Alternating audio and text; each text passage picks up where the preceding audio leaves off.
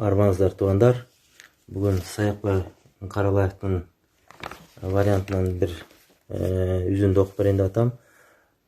Кеп калмактар жөнүндө болот. Калмак деген ким, кантип калмак болот, ошо жөнүндө окуп берейин. Негизи калмак деген бул актан калган калмак, актан калган адам, өзүнүн чындыгынан, өзүнүн агынан калган адам.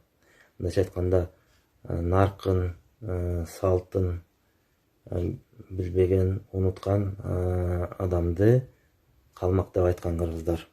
Ушул жерде азыр окуп берейин, ушул келтирип атат. Бай Жакып менен ага ининин баласы Үсөн деген бар эле. Айдап кетип Үсөндү кара калмак алды эле.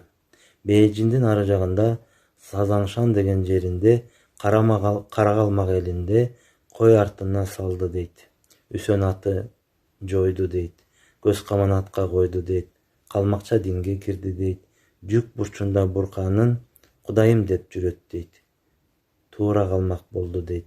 Балаяны башка салды дейт. Калмактан катын алды дейт. Тууп берди катыны, капанын баары жойду дейт. Көкчөгөз атка койду дейт. Жана туса катыны Дөрбөлдөй атка койду дейт. Жана туса катыны Барбалдай атка койду дейт. Жана туса катыны калмакча атты койду дейт. Кыргыздын атын жойду дейт. Калмактын атын койду дейт. Тууганды туура унутуп, баарысы калмак болду дейт.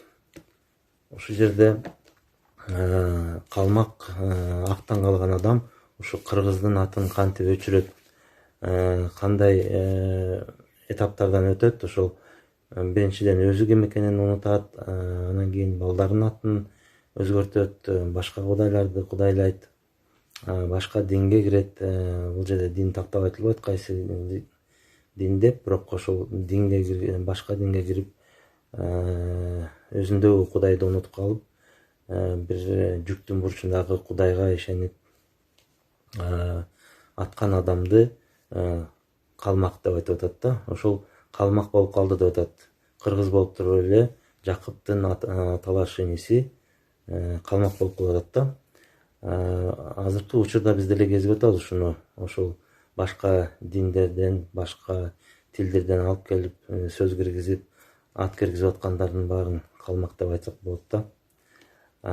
Ошол өзүн тааныбай, өзүнүн салтын, өзүнүн баркын билбей, башкаларды аталап, башкаларды агалап калган кишини калмак деп айтсак болот.